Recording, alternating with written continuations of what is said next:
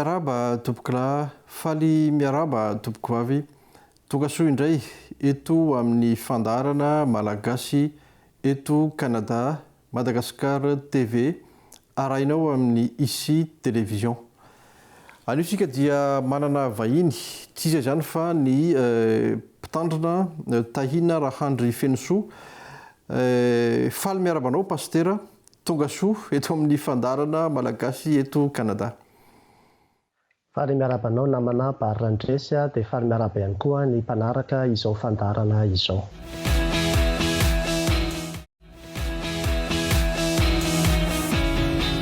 Toa hoe efa teto efa vahiny teto ihany moa pastera tany aloha mafaly ary mahafinaritra ny atao hoe mbola fandraisana anao indray eto. Androany tsika dia resaka manokana momba atao hoe fety kristianina ary singanina amin'izany ny Paska zany.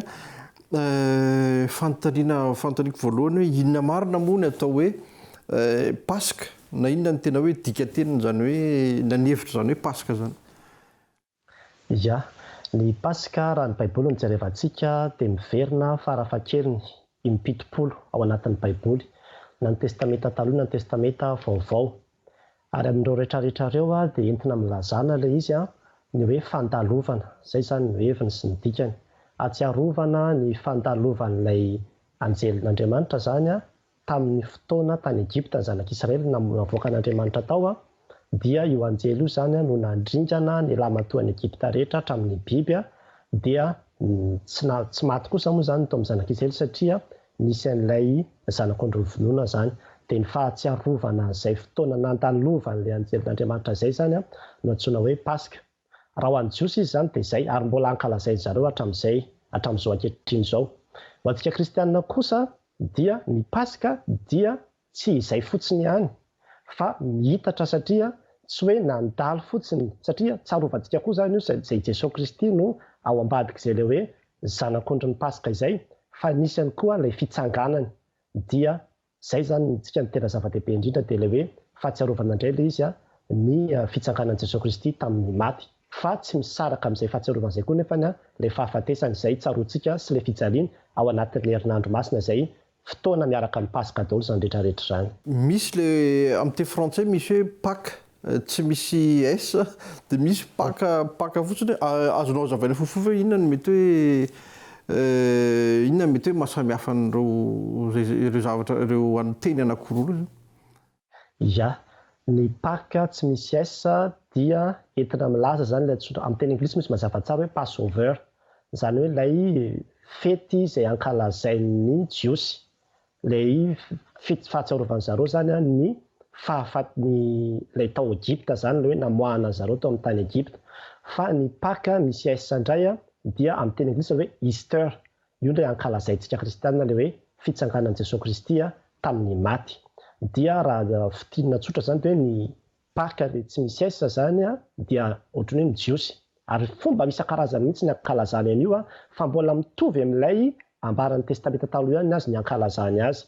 Fa ny antsika indray zany ny Pâques misy S dia ilay tena hoe fitsanganan'i Jesosy Kristy tompo tamin'ny maty, kanefa tafiditra ao anatin'izay averiko tsara ihany, tafiditra ao anatin'izay koa ny fahafatesany sy ilay fijaliana mandritra ny herinandro masina. Oviana moa no atao hoe tena hoe ny fotoana voalohany nankalazana zany hoe Paska zany, ilay andro tamin'ny fotoana izay nahafatesan'i Jesosy Kristy mihitsy ve sa hoe na hoe taona maro taty aoriana vao nanomboka nankalazana zany hoe Paska zany ntsika kristiana? Raha ny kristiana aloha no anontanianao dia taty aoriana, fa averiko kely aloha raha atao anatin'ny Baiboly zany tsika mahita dia efa tany amin'ny andron'ny Abrahama, any amin'ny Genesis 2:12 dia efa nahita tsika fa nanaterana Abrahama ny zanany Isaka natao fanatitra, natao sorona, dia tamin'izay fotoana izay nisy anjelin'Andriamanitra niseho teo, dia nisy zanak'ondry niseho tampoka indray koa zany natao sorona, dia afaka madiodio, avotra zany Isaka, efa Paska iny. Avy eo koa taty aoriana tamin'ny zanak'Israely tao Egypta dia Paska ihany koa namoahana azy ireo tao. Iny moa no tena haintsika zany. Dia ho an'ny kristianina indray dia nisy fifanjevoana ihany aloha zany tamin'ny fiangonana voalohany tamin'ny fankalazana, satria mifangaro tao ny fomba jiosy sy ilay fankalazana ny Paska io zany. fa rehefa nandeha ny fotoana nandeha ny taona maro dia taty amin'ny taonjato fahaefatra taty amin'ny concile de Nicée zany no voatena hoe nisarahana mihitsy amin'ilay fomba fankalazana jiosy ny an'ny kristianina, fa ny paska dia nankalazaina foana fa nisy fivoarana zany teo amin'izay fankalazana izay ho an'ny kristianina.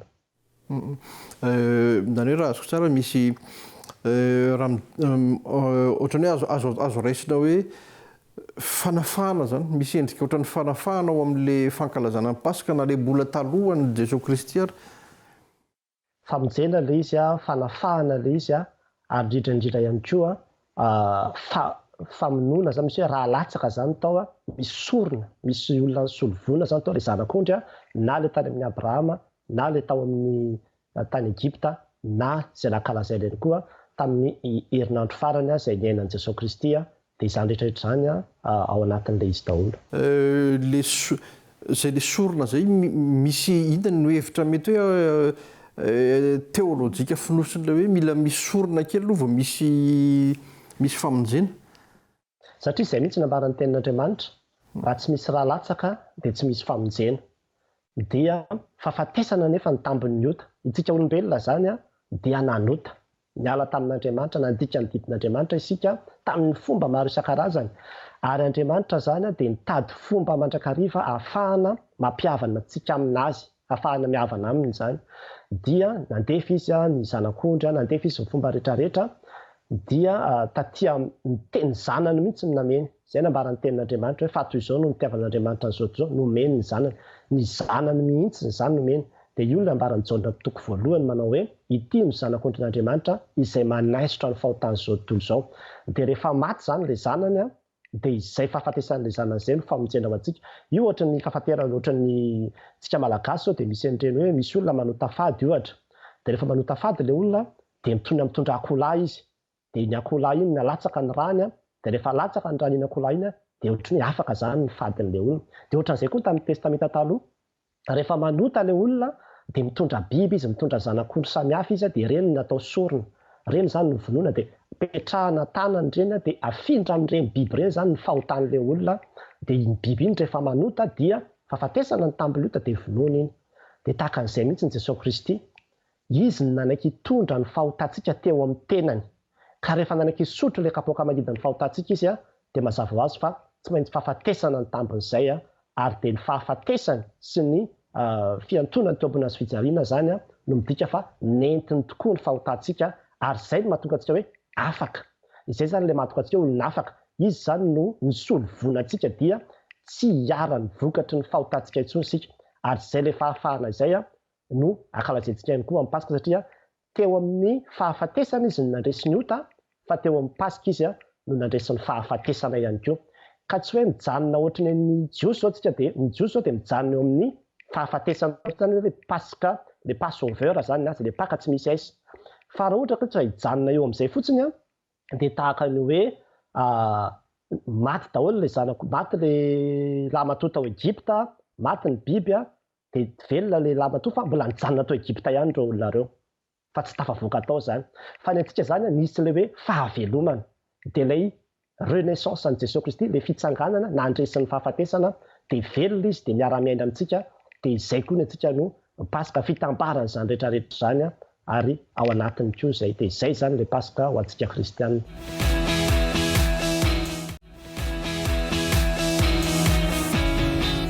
No pasteur, io daty ataontsika hoe daty ankalazantsika ny Paska amin'izao fotoana io ve io no tena hoe daty ny Paska marina zany?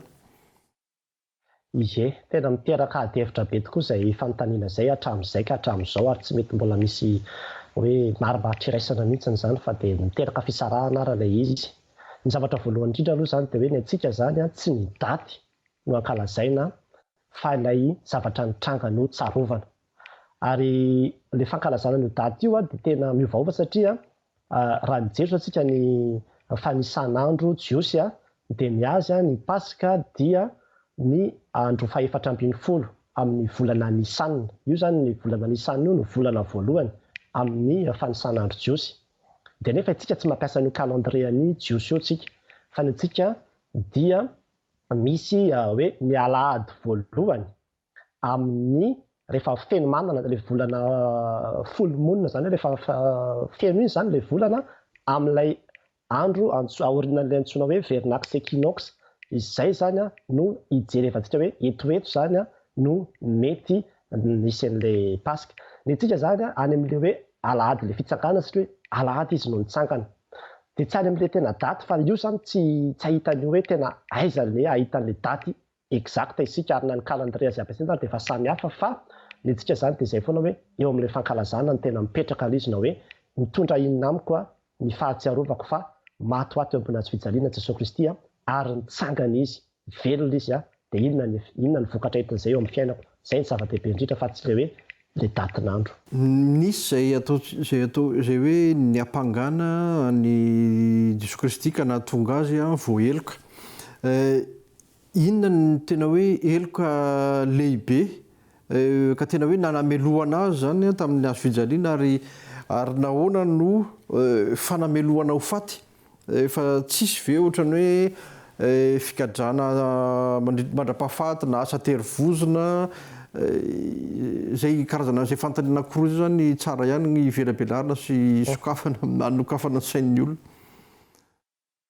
Raha ny tena marina aloha tsisy eloka tokony hoe nahavoapanga azy mihitsy fa dia fanendrikendrena zany eloka tsy nataony zany eloka tsy nataony ary izay mahatonga hoe fahotantsika daholo le nentiny eloka tsy nataony fa na i Plato ara dia niteny hoe tsy hitako izay eloka hiampanganan'io lehilahy io ary raha ny sazy izay tokony hatra taminy dia tsy tokony hoe fahafatesana mihitsy fa ny Plato ara dia hoe ndao aloha izy kapohana fotsiny dia alefa fa ny vahoaka no nitaky izay nampirisiany reto mpanoradalana sy fahaso reto hoe omboy amin'ny hazo fijaliana izy dia izay no nitaky indreo izany hoe ny vahoaka no nitaky ny hamonoana azy ny antsoantso ny hamonoana azy fa raha ny eloka izay nataony dia tsisy tokony hamonoana azy akory dia izay zany natokana azy vonoana tsy maintsy nomboana tamin'ny fijaliana satria lasa niteraka korotana be natahotra ny sezany koa Plato sy ny ohatran'izany dia tao anatiny daholo izany rehetrarehetra dia lasa sady voasazy ny kapohana izy nefa avy eo nomboana ihany. Mandalo kely ny eritreritro raha mihaino an'izay fanazavana izay hoe moa ve zany ny dika hoe ny feo an'ny vahoaka tsy voatery hoe feo an'Andriamanitra. Tena marina izany tsy voatery mihitsy ary tsy isy ao anatin'ny soratra masina mihitsy satria ny vahoaka dia ohatran'izany miantsoantso hoe omboy izy nefa dia zavatra tsy araka ny sitrapon'Andriamanitra ary be dia be mihitsy ao anatin'ny soratra masina ny hoe vahoaka manao zavatra izay tsy araka ny sitrapon'Andriamanitra. Raha mitentsika izao tany amin'ny andron'ny testamenta taloha ny zanak'Israely rehefa niakatra nakany tendrombohitra Sinay Mosesy dia niantsoantso ny vahoaka manao hoe andao ataovana izao impiry andao anao mbola kely volamena ho Andriamanitsika impiry ny zanak'Israely ny vahoaka mihitsy ao no miteny andao hiverina any Egypta andao izay ataovana izao fa tsy feo an'Andriamanitra mihitsy tompoko ny feo an'ny vahoaka ary mila mandinika an'izany tsika fa tsy kristianina izany fomba fiteny izany. Efa somary efa natsidika eo an'izy tany amin'ny voalohany fa ohatran'ny hoe somary iverena kely hoe tsy maintsy nisy ve ny Paska voatanteraka ny famonjena. Tsy maintsy nisy satria raha mijerisika izao ny tantara tany amin'ny testamenta taloha zany satria ampifandraisitsika amin'ilay famoahana ny zanak'Israely tao tany Egypta foana moa ilay izy zany dia hitantsika tsara fa nandeha daholo ny karazana loza samihafa nandeha daholo ny zavatra rehetrarehetra natao fa tena tsy nilavilefina mihitsy ny Farao tsy nisy fanafahana mihitsy fa rehefa nalatsaka ny rahan'ilay zanak'ondry izay midika ihany koa hoe fahafatesan'i Jesosy Kristy dia izay izy vao nilavilefina izay vao nahazo fanafahana reto zanak'Israely reto ary tahaka an'izany koa tsika efa nambarako tena amin'ny hoe raha tsy misy raha latsaka dia tsy misy famelan-keloka ary tsy rahan'olombelona dia afaka ny fahotan'izao toy izao fa tsy maintsy rahan'Andriamanitra izay ny maha-Andriamanitra an'i Jesosy Kristy io ka dia tsisy fomba hafa mihitsy zany ahafahana mamonjy antsika olombelona ratsy amin'izay hoe fahafatesan'i Jesosy Kristy teo ambony hazo fijaliana izay.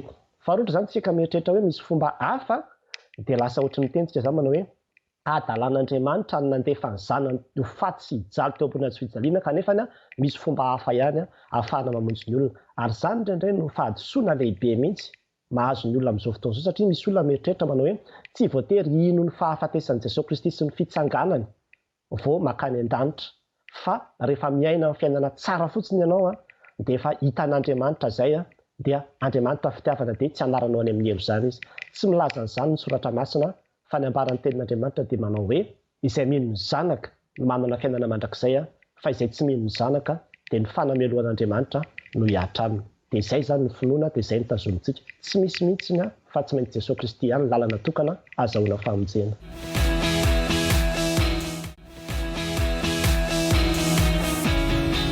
Misy an'ilay hoe la passion du Christ izay mampiseho an'izany hoe fijalian'ny Jesosy Kristy zany inona ny mety hoe afatra, inona ny tokony hoe zavatra raisy ny tena hoe hevitra zany hoe fijalian'ny Jesosy izany.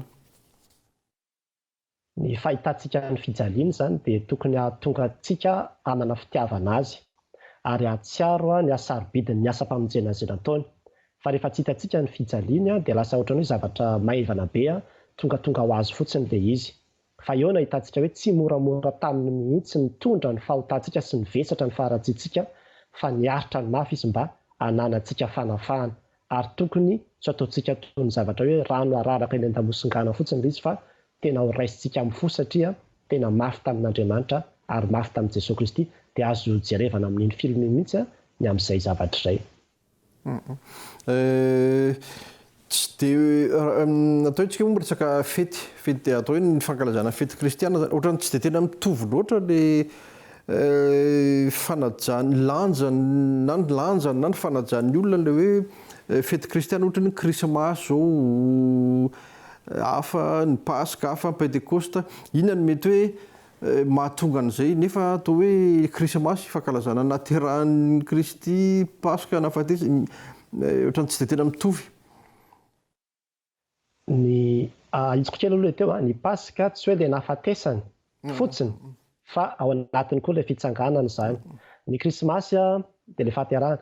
Ny antony angambany dia arakaraka ny olona io, fa raha ho antsika kristianina aloha dia ny tena anisan'ny fety tena hoe zava-dehibe indrindra dia io paska io, satria avaran'ny Paoly fa hoe raha tsy nitsangana tamin'ny maty Jesosy Kristy dia foana ny finoantsika ary foana kosa ny fitoron-teninay, dia mbola nitoetra tamin'io tafoana ihany tsika ozy izy.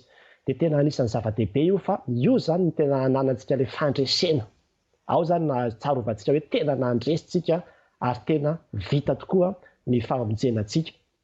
Ny ankoatran'izay zava-dehibe daholo ihany koa, fa arakaraka ny fomba hankalazana azy fotsiny fa samy zava-dehibe daholo reo anankitelo reo amiko manokana aloha samy zava-dehibe daholo reo, fa angamba mety misy lafiny koa raha ekonomika hoe rehefa faraparan'ny taona ny olona manamanam-bola be dia betsaka ny vola miditra dia lasa ohatrany hoe ankalazaina be ilay krismasy sy ny ohatran'izany, dia nefa koa ny paska fa samy azo tokony ankalazaina tsara daholo ary tsy tokony asiana hoe latsa-danja fa hiainana tsara daholo izy telo reo.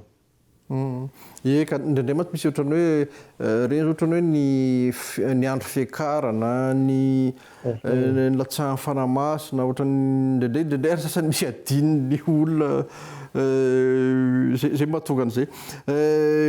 Mety na tsara ve ny fankalazana fety kristianina, misy ataontsika hoe fisotroana alkôla na misy alim-pandihizana satria misy ihany takan'izany azo atao ve zany, mendrika ve zany zany anisan'ny zavatra tsara fantatra daholo eny. Tena tsy azo atao ilay izy aloha no tsy mendrika mihitsy, satria lasa fivoriana masina roaparatsiana ilay izy. Ary izay mihitsy ny olona, satria ao anatin'io paska io zao raha ny paska ohatra ny jerevantsika dia mila mitandrina isika, fa sady nisy tao famonoana reo ilay olona izay lamatoa ny Egypta rehetra no nisy koa tao famonjena ny lamatoa ny Israely. Izany hoe ny paska koa zany dia fandringanana, ka asakasaka izay olona te hitoetra ao anatin'ilay fandringanana, fa efa endrika fandringanana iren'ilay hoe fimamoana, fidorohana sy ny rehetrarehetra ireny no entinao ho tsarovana ao anatin'ilay paska zany. Fa ny antsika dia hoe alao mitoetra ao anatin'ilay hoe andeha hialako ambanin'ny rany zanak'ondry mba ho vonjena sika ao anatin'ny fankalazana izany paska izany. Dia tena tsy mety ilay izy, fa dia indrisy moa fa izay ny zava-misy ary indraindray izy lasa fety komersialina be fotsiny sisa, dia ny atody, ny bitro, ny chocolat sy ny ohatran'izany ny tena mahamaika ny olona, ka dia adino ilay tena finosin'ilay izy dia ilay hoe famonjenantsika tamin'ny fahafatesan'i Jesosy teo ambony hazo fijaliana sy ny fitsanganany tamin'ny maty. ia atao hoe voafetra moa ny fotoana eto pastera araka ny fantatrao ihany satry tena hoe mbola anohy ary manantena misy mbola hoe isy fotoana any aoriana miarahana amin'ny fanakalo hevitra lavalava kokoa ary efa ao anatin'ny fandiniana amin'izay fandarana lavalava zay moa zany ny namana rehetra amin'izao fotoana fa ho hitantsika eo niany izy zay no atao hoe fotoanantsika androany asa inona no afatra azonao amin'ny tinana an'izay resadresaka izay manodidina an'izany hoe fety kristianina ny fankalazana an'izany hoe paska zany inona ny tsara hoe fotoanan'ny paska raha teo moa zao inona ny tsara hoe afatra ampitaina amin'ny vahoaka kristianina sy ny zay olona zay manaraka antsika indrindrandrindra. Ny zany ny afatra dia izao hoe aza mankalaza paska fotsiny fa hiaino mihitsy ilay paska. Ataovy tena hoe fanontaniana fandinihan-tena petraka ao ny amin'ny hoe satria izao antsika ao anatin'ny kareny efapolo andro alohan'ny paska dia fandinihan-tena mieritreritra ny amin'ny hoe tena efa nandresy ny fahotana tokoa ve aho. Jesosy Kristy no nitondra ny fahotantsika teo ambony azy fijaliana, nanafaka antsika izy. Ary raha tena tsapantsika izany dia tena ho fotoana fifaliana lehibe ho antsika tokoa izany. Andro firavoravodana lehibe ho antsika tokoa izany hoe nahafatesan'i Jesosy teo ambony azy fijaliana izany. Ary izay ny fanontaniana petraka amintsika efa nandresy ny fahafatesana, efa nandresy ny filana sy ny fahotana ve ianao? Fa raha mbola tsy nandresin'izany ianao fa mbola andevozina izany dia mbola fotoana izao ahatsiarovantsika fa misy mpamonjy vonona anafaka sy hamonjy ianao. Dia Jesosy Kristy ny anarany maty teo ambony azy fijaliana izy ary azonao atolotra ho azy daholo ny fahotanao rehetra satria zany mihitsy ny aretany, zany mihitsy ny nahatongavany ary rehefa lasan'i Jesosy Kristy izay fahotana izay dia ho velominy ianao. Araka ny ambaran'i Paoly manao hoe raha niara-maty taminy isika dia hiaraka tsangana aminy koa. Dia rehefa nitsangana izy dia hitoetra ao anatintsika. Dia ny tenin'Andriamanitra maranako azy dia ilay Galatiana 4:20 hoy Paoly manao hoe vao omby miaraka amin'ny Kristy eo ambony azy fijaliana ozy izy, izay ilay paska, tsy izaho intsony ny velona fa Kristy ny velona atao anatiko. Izay ilay fitsanganan'ny tany maty. Dia izay no tokony hiainantsika ary izay ilay tena hoe ankalazaina fa tsy hoe fety fotsiny dia ny sakafo sy ny ohatran'izany no ankalazantsika azy fa ianao miaina an'ilay izy mihitsy no tena zava-dehibe indrindra. Ia, dia isaorina be da be ianao pastera anaiky resadresaka teto dia izay ihany koa no mamarana fandarantsika tamin'ity androany ity manome fotoananao ho amin'ny manaraka indray veloma tompoko.